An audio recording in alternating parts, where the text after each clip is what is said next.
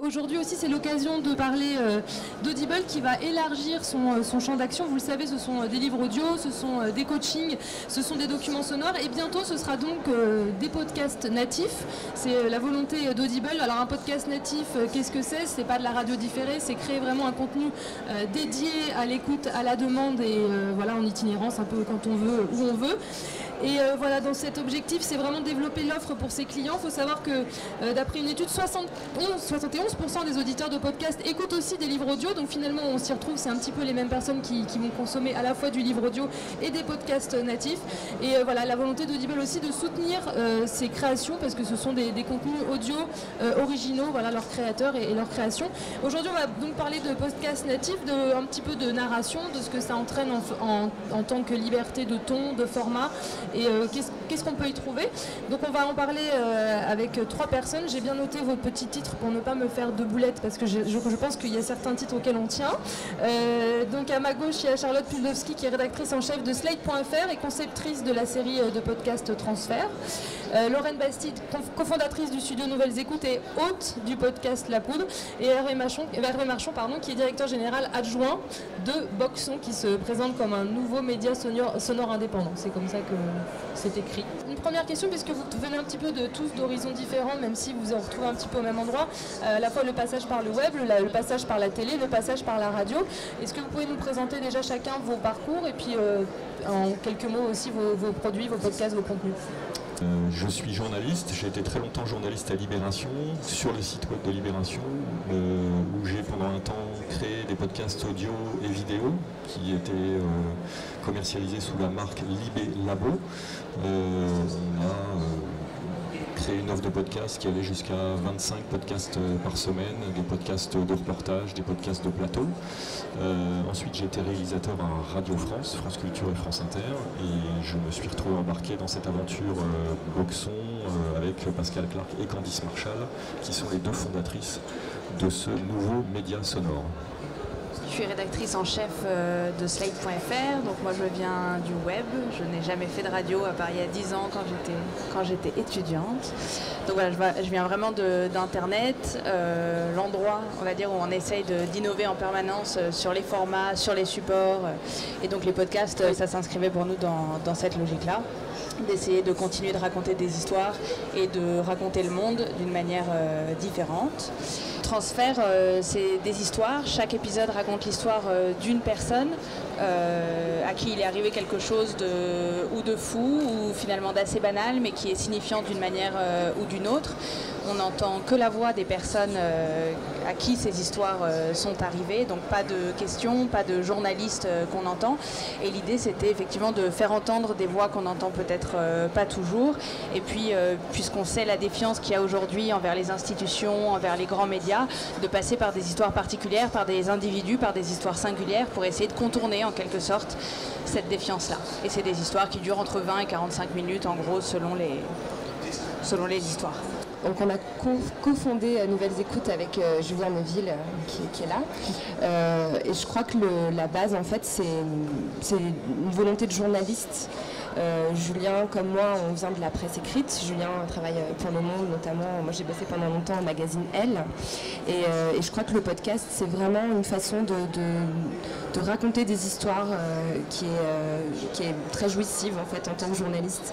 Ça peut prendre la forme du récit. Enfin, ce que raconte Charlotte sur cette nouvelle voix qu'on met en avant, c'est une démarche journalistique. Nous, ça passe par l'interview surtout pour l'instant. Au sein de Nouvelles Écoutes, on a 2 émissions qui s'appellent La Poudre et Banquette. C'est des formats d'entretien d'1 heure.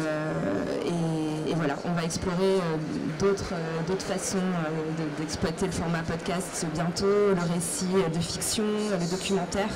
Tout est possible en fait. La Poudre, donc, qui est l'émission que j'ai conçue et que je présente avec des femmes. On interviewe que des femmes pendant 1 heure où on parle que d'elles en fait. Pendant 1 heure, elles ne sont pas interrompues ni par un chroniqueur ni par une coupure de publicité. Et en fait, c'est vraiment une réaction à cette année que j'ai passée grand journal de Canal+, où mon temps de parole, les meilleurs soirs, c'était de 1 minute 30. Et en fait, le podcast, cette liberté-là, de se dire, j'ai un entretien d'1 heure 18 minutes qui est génial, et ben je vais mettre en ligne un entretien de 1 heure 18 minutes qui sera génial, sans avoir besoin de l'éditer, de l'adapter à quelconque format ou à quelconque contrainte de forme ou de durée. Et je pense que c'est l'atout numéro 1 du podcast, c'est qu'il prend en fait la forme qu'on veut. C'est cette espèce de liberté absolue qu'on a et cette bulle aussi qu'on offre à l'auditeur, cette capacité à rentrer dans un univers en immersion pendant 1 heure, qui finalement on trouve de moins en moins aujourd'hui. On passe d'une info à une autre en scrollant en permanence, et le podcast c'est ça aussi, c'est cette petite bulle qui se crée, qui est chouette. Est-ce que c'est la même démarche, Charlotte, oui, par rapport au web, du coup Il y a un truc que je trouve intéressant dans ce que dit Lorraine, c'est le fait d'interviewer seulement des femmes, et le fait que Boxon soit aussi lancé par Pascal Clark, qui est une femme, le fait que Transfert, c'est moi qui suis une femme, qui en ait eu l'idée. Et je pense que c'est vrai qu'il y a quelque chose que Lorraine décrit, qui a eu lieu au Grand Journal, mais qui a lieu dans les sociétés patriarcales dans lesquelles on vit de manière générale, où les femmes sont en permanence entravées dans leur rapport à la parole.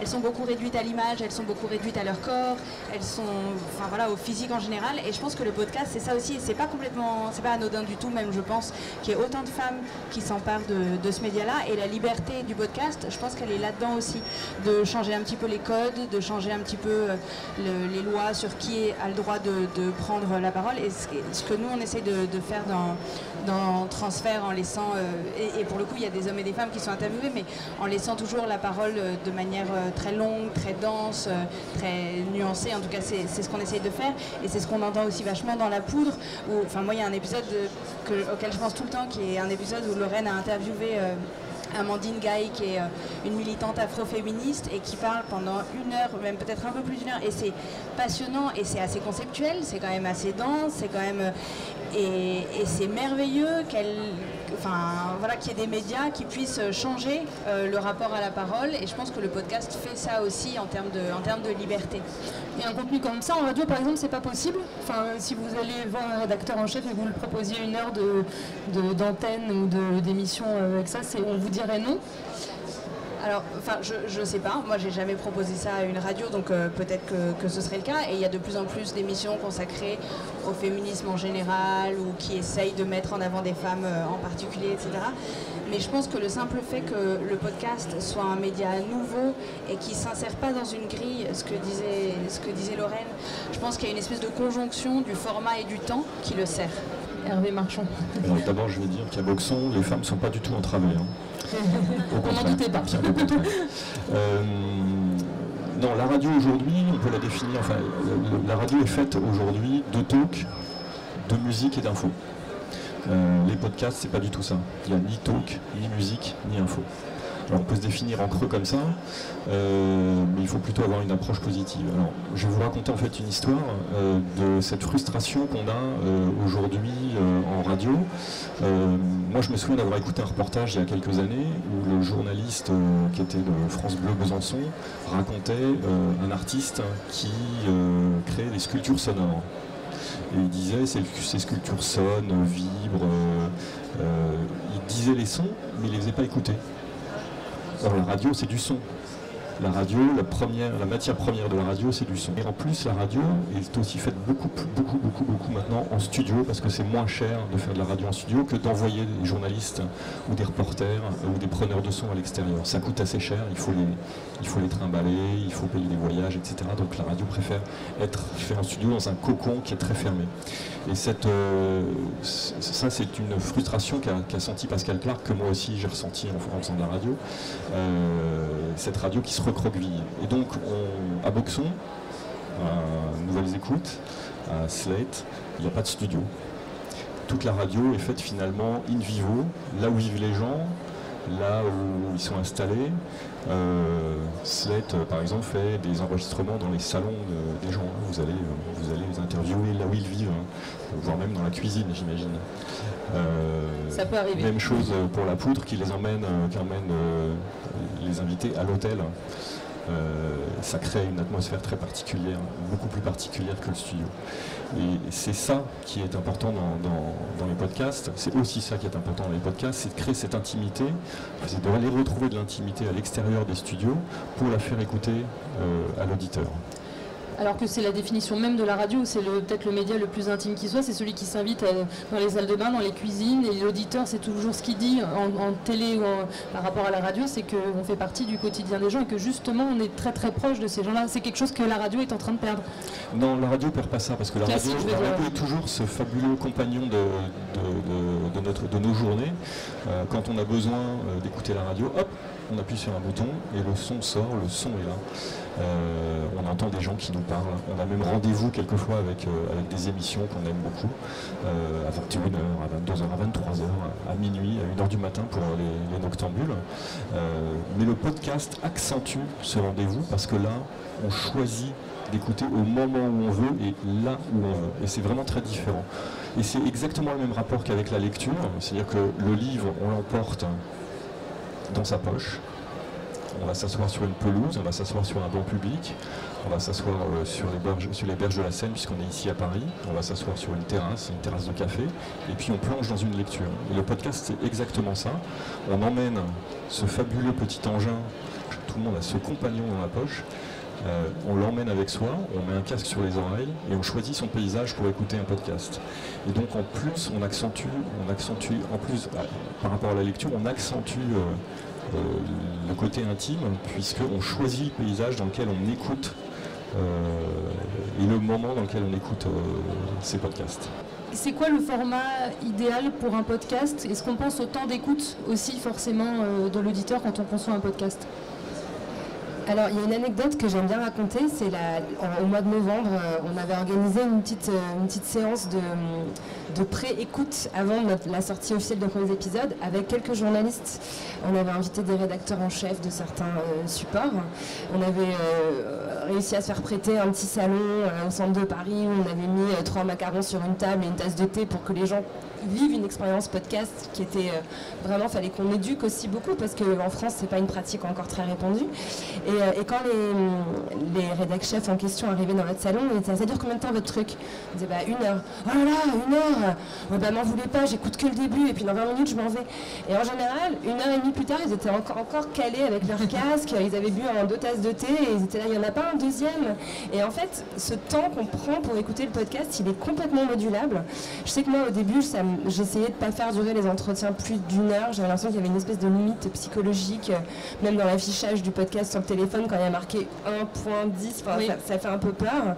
Et en fait, je me rends compte que finalement, ça ne sert à rien de couper, ça ne sert à rien de raccourcir. Quand les gens rentrent dans la discussion, sont emportés par la parole de mon invité, finalement, il n'y a aucune limite en fait.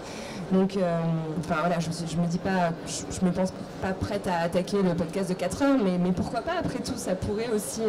D'ailleurs, il y a des podcasts américains qui se lâchent complètement dans la durée. Donc ouais, il n'y a pas de limite, en fait. Charlotte, c'est pareil? Est-ce qu'on pense à l'auditeur qui est en train de faire autre chose en plus aussi parfois? En fait, souvent ouais, pour moi qui viens du web, et avant j'écrivais des articles, et j'ai quasiment jamais écrit pour des magazines papier, il y a la même question du calibrage, c'est-à-dire sur Slate, vous pouvez faire un article de 10 000 signes, ce qui est très long, vous pouvez faire un article de 1000 signes, et le seul truc qui va vous stopper, c'est l'intérêt de votre article, éventuellement votre rédacteur en chef, mais il n'y a pas limite, on ne peut pas vous dire, bah non, il faut que ça tienne sur 2 pages, parce qu'en fait, sinon, le magazine est terminé, quoi.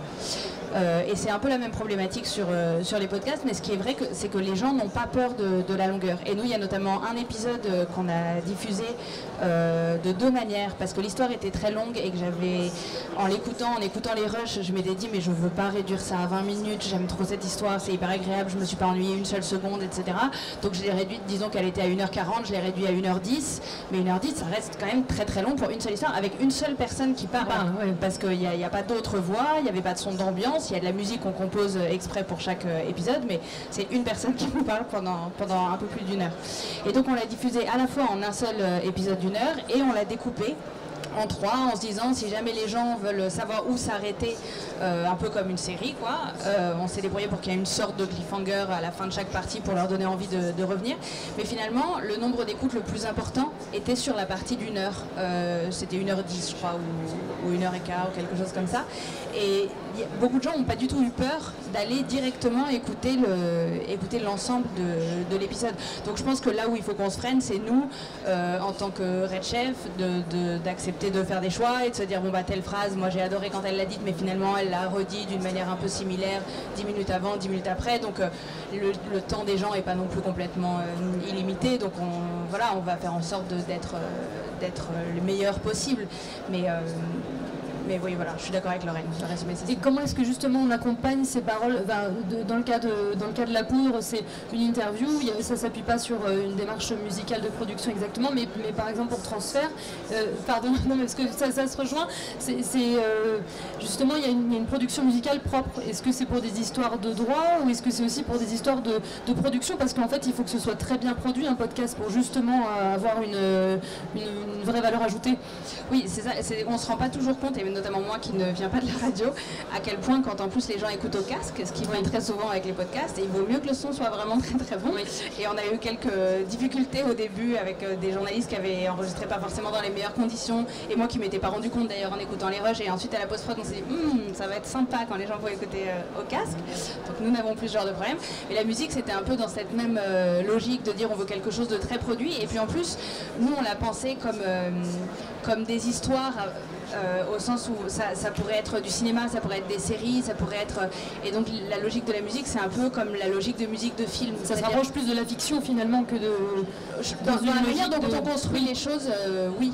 Et la musique, c'était cette logique-là de dire comment est-ce qu'on peut... Enfin, on ne peut pas poser de la musique toute faite. La musique, c'est une autre lecture aussi. Donc, si vous posez une musique qui a été faite, je ne sais pas, une banque qui appartient à la banque d'Ozon d'Universal et qui en fait a été faite pour un film d'action et que vous la posez, ça va se sentir, il va y avoir un décalage, il va y avoir... Donc voilà, de la même manière que vous ne reprenez pas des phrases toutes faites pour réécrire votre article à partir des phrases des autres, vous devez composer aussi la musique originale. Donc c'est ce qu'on a fait. Ce sont les mêmes questions, j'imagine, chez Boxon. La question du format est effectivement très importante. Je sais que moi il y a des podcasts qui sont produits pour le temps d'un running ou le temps d'un trajet, donc 20 minutes. Il y a des sociétés de production en France qui font ça, pourquoi pas. Mais moi j'ai toujours cette, comme tu disais Charlotte, il n'y a pas de limite sur le web, aussi bien à l'écrit et finalement en audio. Tant que l'histoire est intéressante, on continue à la raconter. Et une histoire intéressante, même racontée en 2 heures, elle paraîtra courte. Et on sera à la fin, on sera heureux de l'expérience, mais on se dira ah zut, c'est déjà fini. Et même si on connaît la fin, finalement, une histoire bien racontée est toujours intéressante. Par exemple, il y a un film que vous avez tous vu, c'est Titanic. Ça dure 2 heures, vous savez la fin. Hein. Oui, on y va quand même. Mais vous allez quand même le voir et c'est super bien raconté et vous restez jusqu'au bout de l'histoire. Et bien en podcast c'est la même chose. Mais dans toutes les histoires qu'on raconte c'est la même chose. Tant que l'histoire est bonne, on continue à la raconter et même si c'est très très long, finalement si la durée est très longue, ça nous paraîtra très court. Et à l'inverse, une histoire très chiante et mal racontée, quand elle est très courte, elle nous paraîtra très longue. Et j'en reviens là sur le travail du son. Sur le travail du son, effectivement, on s'adresse, le podcast qu'on écoute principalement au casque, notamment en déambulatoire, on est vraiment l'oreille, elle chuchote, la voix chuchote à l'oreille de l'auditeur, donc on est tout près de la membrane sensible qui est le tympan. Et donc il faut que le son soit bon. Il faut que la production soit très travaillée. Les podcasts de radio, les podcasts de broadcast sont pas faits, à mon avis, pour une écoute au casque et une écoute telle que nous trois nous la définissons. Dans l'écoute d'un podcast, il y a normalement cette même abandon que dans la lecture. Cette même confiance qu'on doit avoir. C'est vraiment un compagnon de l'oreille, un compagnon de l'intime. Et donc la production doit vraiment être très très soignée. Et là on en arrive, je vais parler de Boxon, parce que Bien sûr, bah oui. parler de Boxon. Nous à Boxon on produit des séries de reportages, on fait du journalisme. Il y a beaucoup de podcasts qui sont des podcasts de récits, comme pour Transfert. Et nous on fait du journalisme et on fait du reportage sur des sujets de société. Par exemple, on a une série de reportages sur l'exil, donc des histoires de migration et de migrants plus exactement. Pour parler des migrations, on parle de migrants. Donc on réduit toujours ça à un personnage, une personne.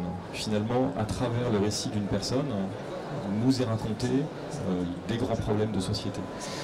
Une première série de reportages que Boxon va mettre en ligne, c'est l'histoire d'un Érythréen qui s'appelle Samy et qui a traversé l'Afrique, une partie de l'Afrique, la Méditerranée et l'Europe pour arriver à Leeds en Angleterre. Il a passé un temps dans la jungle de Calais et ensuite il a passé clandestinement par le tunnel sous la Manche. Finalement, c'est pas Samy qui nous raconte cette histoire de Boxon, c'est la journaliste. Mais la journaliste, cette fois-ci, parce que c'est du podcast et non plus de la radio de broadcast, de la radio de flux, mais de la radio de stock, la radio où vous choisissez d'écouter quand vous avez envie de l'écouter et là où vous avez envie de l'écouter. Cette journaliste n'est plus dans le commentaire journalistique, qui est un commentaire en surplomb, soi-disant neutre, soi-disant objectif. Mais cette fois-ci, les premiers mots que vous pourrez entendre sur Boxon, c'est « j'ai rencontré un migrant ». Et cette journaliste dit « je ». Et ça, c'est très nouveau. Et ce sera très nouveau dans les podcasts. Alors, on essaie d'inventer un ton, une nouvelle façon de raconter. On est un peu brinque-ballant, il va y avoir des ratés, mais beaucoup de réussites surtout. Et on espère que vous allez écouter tout ça bientôt. On en est où justement, parce que c'était le lancement de la version bêta cette semaine, donc quand est-ce qu'on va pouvoir avoir l'outil entre les mains? 3 semaines de bêta, c'est-à-dire qu'on a des bêta-testeurs qui sont des pré-abonnés à Boxon, qui sont en train de jouer avec l'appli et le site internet, qui nous font remonter tous les bugs, qui nous disent s'ils trouvent ça beau, bien, fluide. Et normalement sorti le 18 avril, c'est-à-dire le lendemain du lundi de Pâques. Belle résurrection. On va parler d'un sujet qui se pose forcément, et d'ailleurs c'est très intéressant de vous avoir tous les trois parce que c'est très différent chez Boxon et c'est très différent pour Nouvelles Écoutes et pour Transfert. C'est la question, c'est celle du modèle économique, parce que forcément se pose la question déjà de financer. Donc vous êtes en pleine période de crowdfunding et je crois que c'est un petit peu aussi sans doute un passage obligé, j'imagine, pour réussir à pouvoir produire ce qu'on a envie de produire. Pour l'instant vous avez 2 podcasts. L'idée c'est d'en développer encore plus et aussi forcément de réussir à rentabiliser, j'imagine, ce que ça demande comme coût aussi déjà cette production. Alors le crowdfunding, c'était pas forcément quelque chose qu'on avait envisagé dans les premiers temps de Nouvelles Écoutes. On a un modèle économique qui est assez solide parce qu'il est en fait calqué sur le modèle américain qui se développe, qui fonctionne, qui est un modèle basé sur l'annonceur. Donc au début de banquettes et de la poudre, il y a des espaces publicitaires qui sont pour l'instant occupés par plutôt des sponsors, des marques qui nous ont donné de l'équipement, qui nous fournissent les chambres d'hôtel pour les interviews et qu'on remercie comme ça. L'objectif à terme, c'est évidemment de vendre ces espaces. Et c'est des publicités qui ont une nature particulière parce qu'elles sont dites en fait en général par l'hôte ou l'hôtesse. Ça donne une dimension très particulière à la relation en fait entre l'auditeur, l'annonceur et les journalistes qui présentent l'émission. Donc on est en train de développer ça. On a tout un travail à faire aussi d'évangélisation auprès des annonceurs, auprès aussi des auditeurs pour qu'ils comprennent cette démarche. Donc on compte en tout cas financer la poudre et banquette de cette façon-là. Après le crowdfunding, il est né du constat qu'on recevait toutes les semaines des propositions complètement dingues de podcasts de la part d'auditeurs, de journalistes ou même simples citoyens créatifs ou engagés. Et on avait dans nos dossiers, sur nos ordinateurs, un empilement de projets plus cool les uns que les autres. Et on s'est vite rendu compte qu'à 2, plus nos 2 stagiaires, on n'allait pas pouvoir développer tout ça si on n'avait pas un peu de renfort. Donc on s'est dit, voilà, on va faire un crowdfunding pour ça, pour proposer à nos auditeurs des nouveaux contenus, pour pouvoir recruter une productrice, pour pouvoir payer des ingé sons pour la post-prod. Et voilà, donc le crowdfunding est vraiment venu pour pallier l'espèce de manque qu'il y avait pour développer ce nouveau projet. Et puis en attendant que le modèle économique qu'on a choisi prenne vraiment son essor, quoi. Et ça, c'est pas encore très bien connu en France, le fait de faire appel à des annonceurs, mais par exemple les anglo-saxons qui sont très en avance sur nous, sur les podcasts, le font régulièrement. C'est-à-dire cette émission est rendue possible par un tel qui m'a permis juste de parler dans ce micro, et finalement sans lui c'est pas possible. C'est quelque chose qu'il faut qu'on apprenne aussi en France, quoi. C'est quelque chose qui peut être surprenant, par exemple quand on écoute le podcast de Léna Dunham, que tout le monde connaît, qui a un podcast qui est assez chouette d'ailleurs.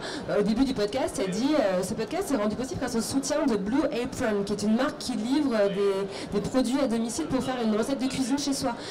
Et c'est vraiment marrant d'entendre Léna Dunham dire moi hier soir j'ai reçu mon sauté de veau, il était vraiment super bon. Et c'est une pub qui est drôle, qui lui ressemble, qu'on écoute. Et c'est aussi comme la démarche d'écouter un podcast est très volontariste, la personne qui est venue dans l'application podcast, s'abonner à votre podcast, télécharger l'élément, elle a vraiment envie de vous écouter. Donc elle écoute la pub avec une confiance en fait différente que quand elle tombe sur une publicité à la télévision. Et nous, en tant que host du podcast et que producteur, on apporte aussi un soin à la pub et au message qu'on passe qui est finalement aussi important qu'au reste du podcast. On va forcément pas promouvoir n'importe quoi, il faut que ça ait du sens aussi. Exactement. Forcément. Parce que le contenu est gratuit, on s'abonne sur iTunes, tout comme pour transfert de slide.fr. Oui. Et vous fonctionnez comment nous, c'est un peu particulier parce que comme les podcasts s'inscrivent sur un site qui est déjà bien installé par ailleurs, qui a des annonceurs par ailleurs, on n'a pas, c'est comme quand on fait un article, on ne sponsorise pas un article en particulier, donc en soi ça s'inscrit dans un écosystème.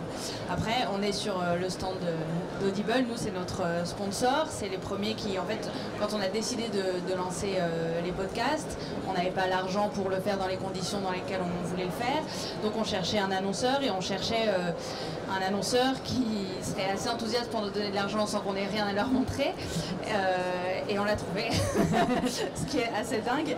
Donc en fait ce qui s'est passé c'est que voilà, on a fait plusieurs rendez-vous avec Audible, on a expliqué ce qu'on avait envie de faire, pourquoi on avait envie de le faire, sur quelle durée on voulait le faire, les formats, etc. On a eu des discussions sur un peu tous les aspects de la chose, et puis ils ont décidé très sympathiquement de nous accompagner et donc de financer ce projet-là.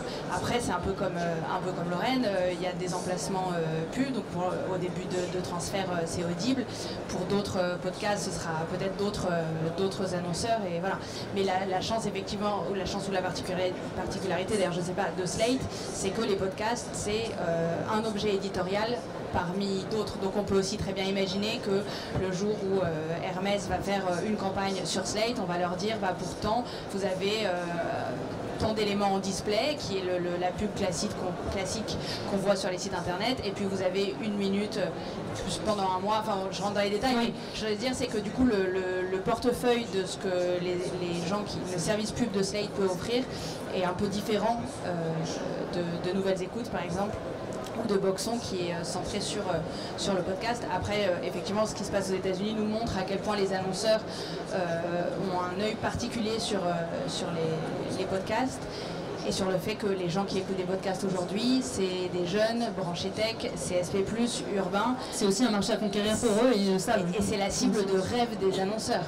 Et voilà, donc normalement, financièrement, c'est aussi quelque chose qui devrait porter ce format-là.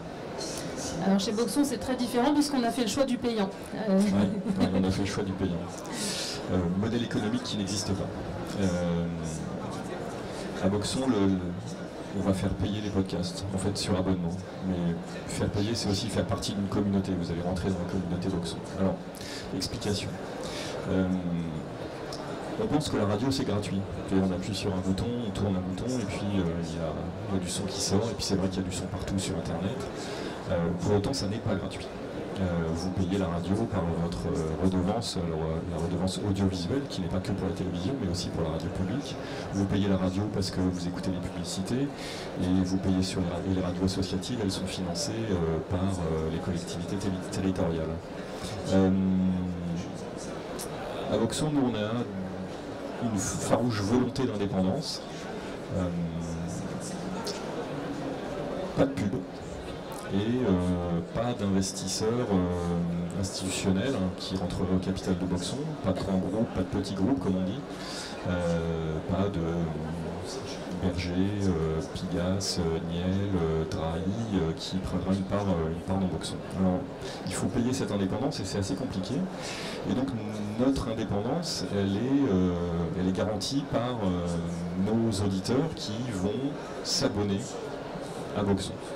Ça coûte 9 € par mois, et vu notre production qui est de à peu près entre 8 et 15 podcasts par semaine, en gros, un podcast, ça va coûter 25 centimes. Donc c'est pas très cher, mais on ne vend pas à l'unité, parce qu'on n'est pas des vendeurs de podcasts, on est aussi une communauté, un média auquel les auditeurs vont pouvoir collaborer, appartenir. C'est une grande communauté qu'on va chouchouter. Qu'est-ce que je voulais dire encore sur... Et comment est-ce qu'on fait pour produire autant de podcasts? Parce que ne serait-ce que pour Transfert et pour Nouvelles Écoutes, c'est en général tous les 15 jours, c'est un bon rythme de sortie, c'est déjà beaucoup de travail. Juste un autre truc sur le modèle économique. Il y a d'abord eu un premier tour de table. En fait, Pascal Clark et Candice Marshall ont monté la société en apportant une certaine somme. Puis il y a des amis qui ont investi. Et on a fait un crowdfunding entre le 15 novembre et le 15 janvier. On a demandé 40 000 €, on en a eu 50 000. Waouh! On a été complètement bluffés. 50 000 €, 1144 personnes ont participé à notre crowdfunding. C'est même 50 000 €, 76 plus exactement. Le reste de la transparence. 1144 pré-abonnés donc. Et nos abonnements représentent 80% de notre budget. Donc c'est vraiment l'indépendance la plus complète. Voilà. Et la question suivante. Comment est-ce qu'on produit autant de podcasts et surtout comment est-ce qu'on fait venir des gens avec un abonnement payant là où les gens ont le réflexe iTunes de télécharger un contenu qui est à leur disposition? Comment est-ce qu'on attire? Est-ce qu'il y a un teasing? Est-ce que moi je vais savoir ce que je vais pouvoir écouter? Oui. Si je paye 9 €, j'ai envie de savoir ce que je vais écouter. Effectivement, sur l'appli que j'ai là, je peux vous montrer, que je peux montrer à la caméra. Ah. Voilà, ici, vous voyez la caméra. Ah ben voilà, Pascal Clark par exemple, c'est effectivement une locomotive. On a la chance de travailler avec Pascal Clark, elle est plutôt connue, reconnue, elle a des amis, elle a aussi des ennemis. Mais en tout cas, elle est clivante, elle ne laisse pas indifférente. Et évidemment, ça nous sert beaucoup. Mais ça ne suffit pas. Heureusement, il n'y a pas que du Pascal Clark sur Boxon, ça n'est pas la radio de Pascal Clark, c'est une radio de reportage, c'est un pure player sonore, c'est un média sonore. Et comment on produit? On produit avec des auteurs qui, là on a aussi voulu un nouveau modèle, une nouvelle façon de produire. En radio, il y a souvent 1, 2, 3, 4 personnes pour faire un son. Il y a un producteur, il y a un preneur de son, il y a un réalisateur, il y a un mixeur. Et nous, on demande à nos producteurs, qui sont souvent des journalistes ou pas, de savoir tout faire. Et d'avoir une vraie démarche d'auteur, c'est-à-dire de jouer aussi avec le son, savoir prendre du son, savoir mettre en onde, comme on dit, comme on met en scène, c'est avoir une démarche d'auteur. Enregistrer en stéréo, placer son micro loin, placer son micro tout près, c'est aussi une démarche d'auteur. C'est ce qu'on demande à nos auteurs. Alors c'est un peu compliqué parce que finalement, arriver à un produit fini, quand tout le monde ne sait pas faire, et surtout il faut aussi une deuxième paire d'oreilles dans le cours de la production. C'est le rôle que joue Pascal Clark, c'est le rôle que je joue aussi avec nos producteurs. Et comment on produit, mais tu veux dire... Dans le sens que comme c'est beaucoup, ça veut dire que c'est beaucoup de personnes. Moi, ça me semble énorme de faire 8 à 15 contenus par... C'est beaucoup de personnes, mais dans la mesure où on réduit le nombre d'intervenants sur un son, finalement c'est moins de personnes que ça demanderait dans un schéma classique. Dans un schéma classique, effectivement.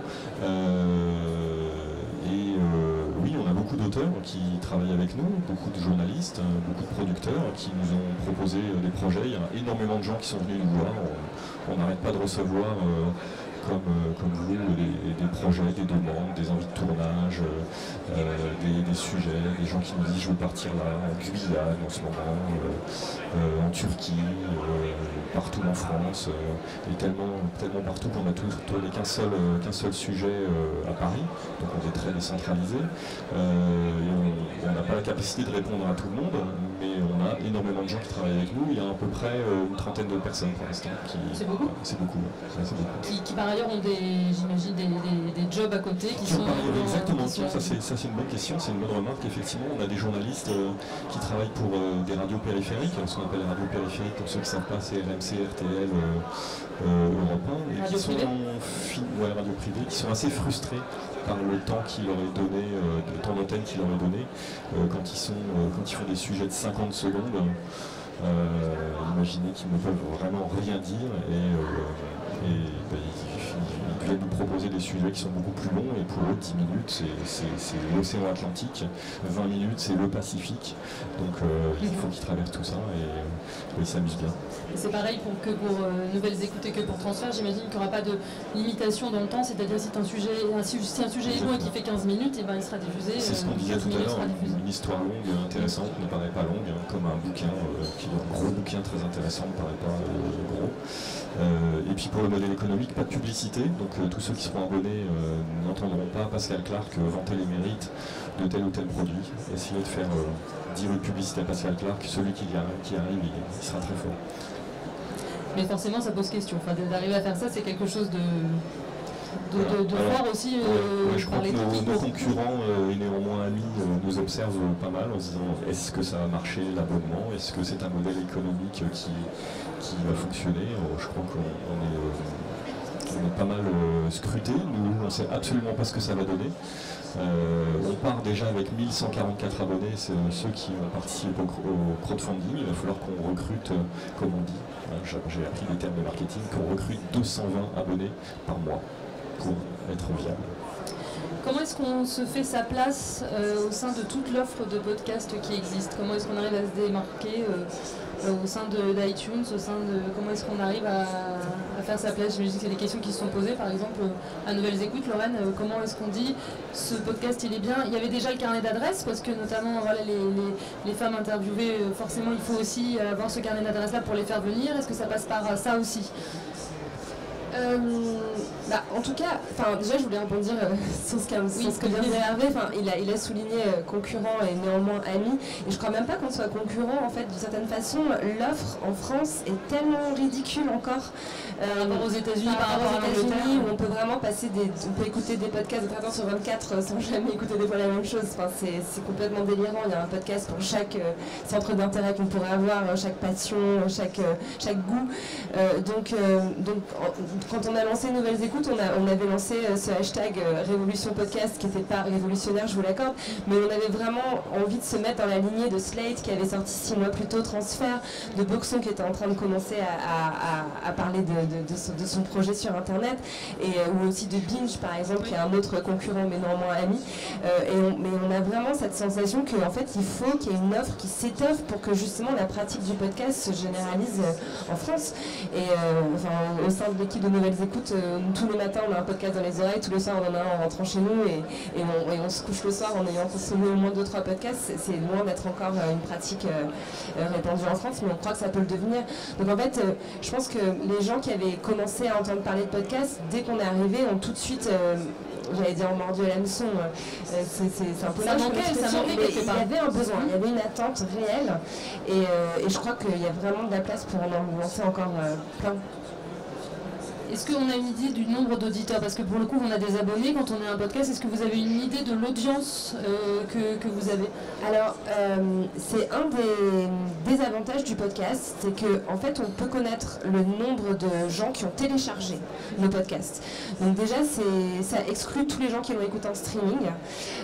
Il y a différentes plateformes en plus. L'un des avantages aussi d'être dans un contenu gratuit et accessible partout, c'est que les podcasts de Nouvelles Écoutes ou de Slate, d'ailleurs, on peut les écouter sur iTunes, sur SoundCloud, sur Deezer, sur les applications comme Stitcher, Podcast Addict, il y en a beaucoup. Donc ça décentralise en fait beaucoup les modes d'écoute et finalement on peut avoir qu'une idée approximative du nombre d'auditeurs. Mais là on est en train de frôler les 300 000 téléchargements pour les émissions de Nouvelles Écoutes, La Poudre et Banquette. C'est un objectif qu'on pensait atteindre au bout d'1 an, on l'a atteint au bout de 3 mois. Donc voilà, ça ne nous dit pas en plus tout le streaming, tout ce qu'il y a eu par ailleurs. Donc la communauté est clairement en train de se créer. Ouais. Et pour Transfert, Charlotte ? Le nombre de l'auditeur. Moi, j'ai pas fait le calcul global, ça doit pas être très compliqué à faire, mais en gros, par épisode, nous on est à peu près 30-35 000 en comptant toutes les plateformes, avec effectivement les incertitudes que souligne Lorraine. Voilà. Comment est-ce qu'on fait? Il faut demander à les 5 étoiles sur iTunes, c'est un peu l'équivalent de la mesure d'audience. C'est difficile aussi d'aller... Alors en fait iTunes c'est très important comme vitrine, c'est très important parce que c'est facile à expliquer aux gens, c'est très important parce qu'il y a tout, donc on peut dire t'écoutes France Inter sur ton téléphone, mais en fait au même endroit tu peux aussi écouter les écoutes, transferts, etc. Mais en réalité, en tout cas en ce qui nous concerne, iTunes ça représente pas une part dingue des écoutes. Mais encore une fois, un peu comme ce qu'on disait tout à l'heure pour la publicité, nous Slate on est un média, on a une homepage, on met les podcasts dessus, on a une page Facebook avec des centaines de milliers d'abonnés, un compte Twitter avec des centaines de milliers d'abonnés. Donc en fait on se sert de toutes ces plateformes là. Si je pouvais donner une info ou un conseil à des gens qui voudraient lancer des podcasts, c'est ce fameux truc d'influenceur. Ouais. Ça marche vraiment, c'est un vrai truc. Nous, quand on a lancé, je me suis retrouvée sur un plateau de télé avec Frédéric Becbédé, à qui j'ai mis Transfert dans son téléphone, et en lui demandant de le poster sur sa page Facebook, il l'a posté sur sa page Facebook très gentiment, et nos écoutes ont explosé, parce que je pense que c'est pas forcément, ses lecteurs sont pas forcément des gens qui connaissaient Slate, donc ils l'avaient pas forcément vu sur notre page, ou alors c'est des gens qui connaissaient pas forcément les podcasts en général. Enfin, manifestement ça a touché d'autres gens qui nous connaissaient pas. Il y a eu tout un fil de discussion. Voilà. L'autre jour, il y a le dessinateur Boulet qui a tweeté un des épisodes de Transfert sur Twitter, en mettant 4 messages de suite du genre « Oh mon Dieu, je suis en train de crier tout seul dans ma cuisine, c'est complètement fou cet épisode, vous êtes des grands malades, machin ». Et il y a 150 commentaires en dessous de gens qui disent « Oh là là, bah du coup j'ai écouté, oh là là, bah du coup j'ai passé mon week-end à tout écouter ». Moi j'étais hyper contente, mais surtout je suis allée voir les chiffres et ça a fait un pic de 1500 écoutes ce jour-là, rien qu'avec un tweet quoi. Mais ce fameux Boulet, il a 200 000 personnes qui le suivent sur Twitter, c'est quelqu'un d'influent. Voilà. Mais ce qui est marrant dans les deux cas, et celui de Frédéric Becbédé et celui de ce dessinateur, c'est que c'est des gens qui n'ont pas juste mis le lien en disant à écouter, mais qui ont montré que ça avait provoqué chez eux quelque chose de fort. Frédéric Becbédé, il avait manifestement pris la peine d'écouter l'épisode avant et il avait mis un commentaire du genre c'est dingue, puisque c'est l'histoire d'un type qui espionne ses voisins, c'est le premier épisode de Transfert, si vous voulez aller écouter, c'est assez fou. Et il avait dit c'est dingue qu'il y ait des gens comme ça qui existent, j'arrive pas à croire qu'il a fait ce truc-là. Et Boulet, c'était un peu du même ordre. Et du coup, ça attise la curiosité, ça déclenche des débats. Il y a certains épisodes, on en discutait tout à l'heure, de gens qui ont pu avoir des comportements douteux, gênants. Un type qui raconte un voyage en Inde qu'il a fait où il s'est très mal comporté, ça finit pas très bien. Et ça déclenche aussi des conversations de « mais t'as écouté toi cette histoire? Non mais c'est complètement honteux ce qu'il a fait ce type, etc. » Et à partir du moment où on arrive à déclencher sur les réseaux sociaux une vraie discussion, voilà. Parce qu'effectivement, c'est un peu ce que disait Lorraine tout à l'heure, c'est difficile de cliquer sur un son. C'est difficile de... Enfin, c'est difficile. Une fois qu'on aime ça, c'est pas très difficile, mais les vidéos aujourd'hui, elles se déclenchent automatiquement sur votre page Facebook. Vous avez même pas besoin de cliquer, vous avez même pas besoin du son parce qu'elles sont toutes surtitrées. Vous avez pas besoin d'avoir d'écouteurs, vous avez juste besoin d'être devant un ordinateur et c'est ce qu'on fait tous toute la journée, quoi. Donc le podcast, quand vous sortez du bureau, il faut prendre la peine de se dire voilà, j'ai envie de me détendre, j'ai envie de penser à autre chose, j'ai envie de nettoyer mon regard, de l'apaiser, comme dit Lorraine, et de prendre la peine voilà, d'écouter ça, donc c'est un peu plus difficile. Donc quand vous avez des gens en qui vous avez confiance, et c'est ce qu'on veut dire en général quand on emploie le terme d'influenceur, ou des amis, ou des gens que vous aimez, des gens que vous respectez, qui vous donnent un vrai conseil sincère, entre guillemets, c'est très important, je pense, pour la circulation des podcasts. Donc on peut se faire sa place et il y a de la place pour tout le monde. Oh, oui. C'est un peu la... Et puis d'ailleurs, ce que disait, juste un détail, mais ce que disait Lorraine tout à l'heure sur il y a de la place pour tout le monde, c'est aussi ce que montrent les chiffres, c'est-à-dire les gens qui écoutent des podcasts en écoutent énormément. Donc plus vous écoutez de podcasts, plus vous en aurez besoin, plus il faudra qu'il y ait d'autres gens qui puissent satisfaire ce besoin-là et le nourrir et puis de plus en plus de nouveaux contenus justement pour pallier ce manque, parce qu'on avait un manque en France. Exactement. Un dernier mot, Hervé. Après, si vous avez des questions, vous pourrez les poser librement. Je vais déborder un peu, je peux déborder un tout petit peu les 40. La bataille entre la vidéo d'un chaton de 3 minutes et le podcast de 50 minutes est assez dure. Mais je préviens tout le monde ici et tout le salon de livres, si vous commencez à écouter les podcasts, votre vie va changer. Il y aura un avant, un après, quoi. Vous allez commencer à écouter, là vous serez drogué, et vous allez en écouter jusqu'à la fin de votre vie, vous n'allez plus pouvoir vous en passer. Donc faites attention, réfléchissez bien avant. Réfléchissez bien. Un dernier mot sur vos projets peut-être. Alors Lorraine, je sais que l'idée c'est de développer encore d'autres podcasts. Est-ce que chez Slate aussi ça va s'étendre encore plus? Quels sont un petit peu les projets à venir en quelques mots? Alors là, donc le crowdfunding sur KissKissBankBank, je vous encourage d'ailleurs à toujours appuyer si vous voulez. On est encore en cours pendant 3 semaines. Va permettre de développer 3 émissions sur lesquelles on a vraiment déjà avancé, déjà produit des contenus et des pilotes. Un documentaire politique en 6 épisodes qui est en train d'être réalisé par 2 jeunes journalistes de 25 ans qui sortent tout juste des écoles et qui sont venus nous voir avec cette idée géniale. Je vais rester sur le teasing, mais c'est une façon d'aborder la politique qui est différente et qui est, je pense, très dans l'air du temps. On a aussi de la fiction qui parle de sexe. Je pense que sexe et podcast font très bon mélange, c'est très intime et sensuel le podcast et on a envie d'explorer cet aspect-là. Et une autre émission d'interview qui sera plutôt axée sur l'économie, mais d'une façon plus ludique et surprenante qu'on peut l'entendre sur les chaînes habituelles. Voilà, ça c'est les projets de Nouvelles Écoutes en ce moment. Chez Slate, est-ce qu'il y a... Donc il n'y a pas que transfert chez Slate, il y a aussi les sales gosses de Dame. Oui, on a d'autres projets en cours. Nous, on a envie de toute façon, quoi qu'il arrive, de raconter des histoires, mais après, ça peut vouloir rien dire, mais ça peut vouloir dire beaucoup de choses différentes. Et je pense qu'il y a une manière de faire du talk, par exemple, qui soit aussi narrative. On aimerait bien aller aussi vers des choses plus sociétales. Mais on a pas mal de choses en discussion, rien d'assez arrêté pour que je le formule ici, mais effectivement l'idée c'est de continuer à développer d'autres formats. Et donc Boxon, rendez-vous dans quelques semaines. Boxon, rendez-vous dans quelques semaines, le 18 avril, juste au du lundi de Pâques, comme je le disais tout à l'heure, avec donc des séries de reportages sur les thèmes comme l'exil, la politique, on va traiter de la politique aussi. Il y aura des billets de Pascal Clark tous les jours, enfin tous les 2 jours pour commencer, pour prendre le rythme. Des documentaires et des reportages au long cours. On a par exemple suivi le maire d'un petit village du plateau de Millevaches, 150 habitants, un ancien parisien qui gère son village et qui notamment veut accueillir aussi des réfugiés, qui est en bataille contre la préfecture qui retoque ses arrêtés municipaux. Des balades sonores aussi dans certaines villes, en commençant par Beyrouth, carte postale sonore, des expérimentations. Tiens donc, on a une expérimentation sonore, on va voir ce que ça donne. C'est un podcast pour s'endormir, ça s'appelle Le Dodo. C'est chouette ça. Vous l'écouterez, vous verrez bien, si vous êtes tenu par ce podcast, peut-être que vous ne vous endormirez pas, mais on espère qu'il va vous faire du bien. Et puis on va développer comme ça tout un tas de projets et beaucoup de reportages et d'informations, puisque nous sommes des journalistes et nous sommes un média sonore. Est-ce que parmi vous il y a des questions? Ah si, j'ai oublié un autre truc qui est vachement important. On a une série qui s'appelle Mémoire vive, c'est les souvenirs argentiques des vieilles personnes.